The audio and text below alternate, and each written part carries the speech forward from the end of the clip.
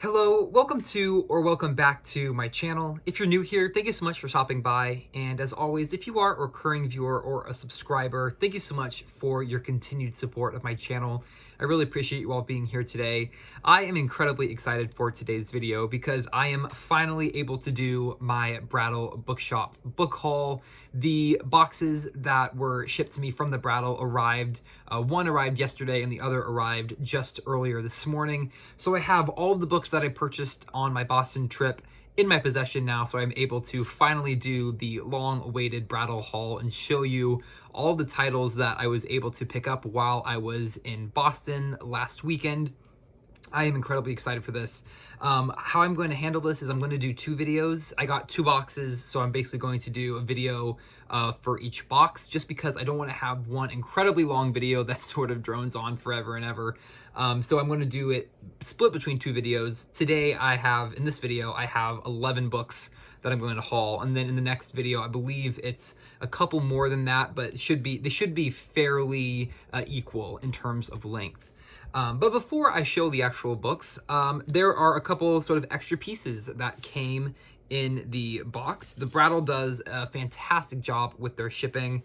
They sent a very cool sort of pamphlet here, a history of the shop itself, which I think is an absolutely fantastic idea, and it does open up. So I'm not going to hold it up all the way to be read, but just so you can sort of see the it's a really, a great touch for the box. And then they also put in a card about the podcast that the Brattle puts out called the Brattlecast, sort of about book collecting, which I'm definitely going to check out. And then they put in a wonderful branded bookmark and a very wonderful contact magnet, which is very fun. Also, as far as the packaging of the boxes go, I was incredibly impressed. Every single book was individually wrapped in brown butcher paper, essentially, and then also wrapped in an additional layer of bubble wrap, and then placed neatly in a box with even more cardboard packaging. So the books got to me in excellent condition, no signs of any sort of transportation scuffs or nicks whatsoever. So I was incredibly impressed with that. Typically when I order a book online, it is sort of thrown onto my porch in a mailing envelope with absolutely no protection, and so it's oftentimes very dinged up or ripped. So this was a wonderful experience to have that not be the case.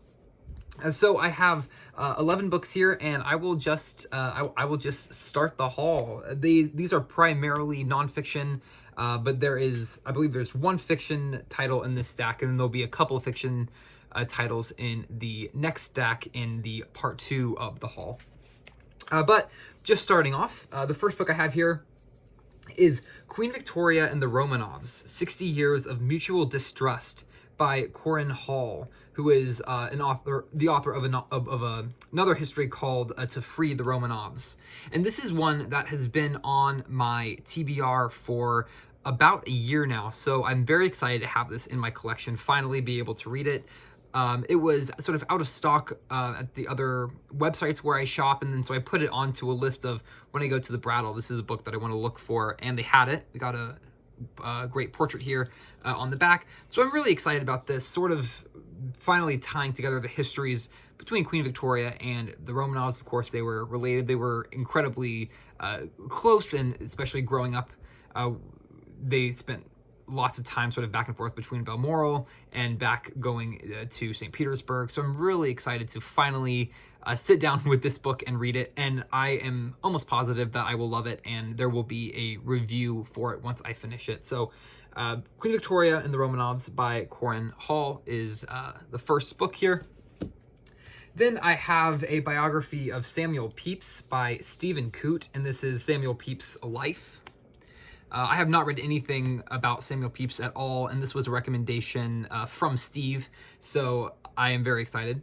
In fact, there's a Kirkus review here on the back, which could very possibly be Steve's review as well. So I'm very excited to get to this one.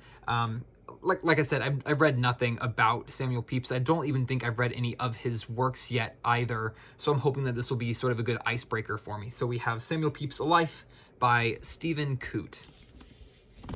Next, I have a big old anthology here, and this was another Steve recommendation. Something wonderful about shopping at the Brattle with Steve, if you ever get that chance, is that there is a story for absolutely every title that you pick up, and you can get great recommendations right on the sale lot if something is worth buying or not. So it's absolutely wonderful. This is the Assassin's Cloak, an anthology of the world's greatest diarists, edited by Irene and Alan Taylor. A nice big old hardback of a thing here. It has the tassel bookmark, which I love. So I'll put a Mylar cover on this for sure, just to sort of keep the cover in good condition. But it's a nice big thick anthology of diaries, which I absolutely love. I haven't read as many as I would like, so I'm excited to be able to read more. There's a great quality in reading the work of a diarist, very personal, very raw, especially when they were not written necessarily for direct publication, but published after the figure's death, so that then you really get a very unfiltered sense of that person and the times that they lived in. So I'm really looking forward to this. I don't know if this is going to be a case where I'm going to pick this to read and read all the way through it like I would a typical book. This might serve me more as sort of a pickup every now and then. So as I read entries or as I read portions of this book and find them interesting, I will probably make videos about those, but I'm not sure if there will be a dedicated book review for this title as a whole or not. I have to sort of wait and see how I end up approaching the reading of this one. But this is the Assassin's Cloak by Irene and Alan Taylor. Moving on, the next one is a book that I have already read and talked about, and that is Anne Prue's Barkskins. Absolutely phenomenal. A phenomenal novel. Because I talked about this a little bit already on my channel, I'm not going to talk about it anymore, but I was so happy to see this fantastic, I believe it's an ex-library edition, but it is already in a beautifully affixed Mylar cover. It's a hardback in completely perfect condition. I doubt this has ever even been read. I think this has to be some sort of an ex-library copy. It is in fantastic condition, so I'm excited to be able to add this to my shelf, because this is a novel that I'm certainly going to go back to again in the future, and I do own it, an e-copy, but there's something about having a physical copy of a book that you love so much, to have the tangible, tactile experience of holding it, of turning the pages, of seeing it on your shelf. So this is a wonderful edition, and it is Barkskins by Anne Prue. Next book we have here does not have a dust jacket, and it has a rather abused hardback, and that is The Tragic Bride, the story of the Empress Alexandra of Russia by V. Polinkov. I'm super excited. I got a couple of these sort of older print editions of biographies, as well as sort of memoirs of members of the Romanov family, and then direct relations or friends of the Romanov family. And here we have, on the inside cover here, we have a wonderful, I think it's an oil painting, I'm not sure, maybe what, I think it's oil, of Alexandra herself. Right there, and we have a nice title page here. And this was printed in, let me see, 1927 by D. Appleton and Company in New York. So I'm very excited to sort of read something a little bit older, a little bit more historical, a little closer to the time as well. So I will be reviewing this one for sure once I finish reading it. It's right up my alley, obviously. Next, I have another one that does not have a dust jacket, and that is Memoirs of Russia, 1916 to 1919 by Princess Polly. And this edition is illustrated, so I'll see if I can get in here and find an illustration. We have Princess Polly herself, again here on the first page, right there by the title page.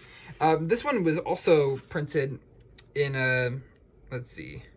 Oh, this one's a little later. So this was in '96. Trying to see if I can get to. Perfect. Yeah. So this one has lots of photo inlays, sort of throughout the entire book, which I am a big fan of. So I'm excited to get to this one as well. It fits into my reading quite well, and there will also be a review for that one, I'm sure. Next, we move on to a novel, and this sort of breaks the Russian theme for a moment, and that is Jonathan Lund's Killigrew and the Northwest Passage. I have read nothing by this author. I had heard nothing of this author. I'd never even heard of this novel until seeing it in the naval section at the Brattle, and I picked it up. It looked interesting, loved the cover, loved the synopsis. Supposed to be sort of a rival hero to, it says Horatio Hornblower, which is a series that I've only read a very small amount of. And I've been getting into the Aubrey Maturin series as well, so sort of keeping it in that naval vein. So I'm not sure when I'm going to get to this one. It's not terribly long, so I don't think it's going to be too long of a read. But whenever I do read this, this is definitely going to be a very fun one to talk about. And then the rest here are going to be nonfiction. So the next is Hugo Vickers' Alice, Princess Andrew of Greece, which I've only read a very small amount about Princess Alice. So I'm very excited to dive into this one. And I'm not sure, let me see when this one was published. This one was published in 2000. So Hugo Vickers' Alice, Princess Andrew of Greece. Then we have a U.S. history title here, and it's Alexander Hamilton and the Founding of the Nation, a self-portrait of the boldest statesman of his time, as revealed in his published and unpublished writings, selected, edited, and interpreted by Richard V. Morris. This was another recommendation from Steve. The cover is, or the dust jacket rather, is a little bit beat up and well worn here, so I'm going to make sure to get that taped up with some archival tape and put a Mylar cover on that. But I'm very excited. This is another one I hadn't ever heard of before. I hadn't read anything by this author before. I've read some of Hamilton's selected works that were included in Ron Chernow's biography of Hamilton, and then I've read some of his, obviously, his founding documents, Federalist Papers, things like that. But I'm hoping that this will include a lot that will be completely fresh to me. And then we're coming down to the last two titles here. The next is Byron, Life and Legend by Fiona McCarthy, a biography of Lord Byron, which is going to be the first for me. I have an Oxford World Classics edition of the complete works of Byron, and I have started reading that. I have not finished it, so I have not read his works in their entirety, but I have read a decent selection, enough to really pique my curiosity as to Byron as an individual himself. So this is also another Steve recommendation, so I'm sure it's going to be an excellent read. And whenever I do get to this one as well, as I have said with all of these, I'm sure that there will be a review or at least a mention in passing of this book when I get to it. And then the final book is one that I'm really excited about. I'm going to have to back up here to be able to show it because it's quite large. This is The Lost World of Nicholas and Alexandra, called Czar by Peter Kurth. And this is a coffee table book, essentially. Sort of a biography combined with a photo glossary, if you can see it there. So it is very, very large, but it has full color full color photography with foldouts. So I'm not even sure if I can hold this up to show. But so we have a full page illustration or photo, and then we have a foldout as well. I'm not even sure if that's going to get into the video. So it has these massive photo spreads, which is fantastic, beautiful photography, as well as portraits, official portraits, architectural pieces. It is phenomenal. I'll show another one here. It's a great mix of sort of illustrations and painting, and then lots and lots of text as well. So it certainly sort of counts as a coffee table book, if you will. But I am certainly going to treat it as I would any other book and sit down and read it cover to cover. It's a wonderful book. I hadn't ever heard, I had never seen this anywhere before. I had looked for a couple sort of photo glossary coffee table type books, and Steve brought this one to my attention. So Steve, thank you very much. And that is the final book for this first box of my Brattle book haul. Thank you so much for watching. I hope you enjoyed. Feel free to leave a comment down below if you would like, and I will see you in part 2. Bye for now, and happy reading.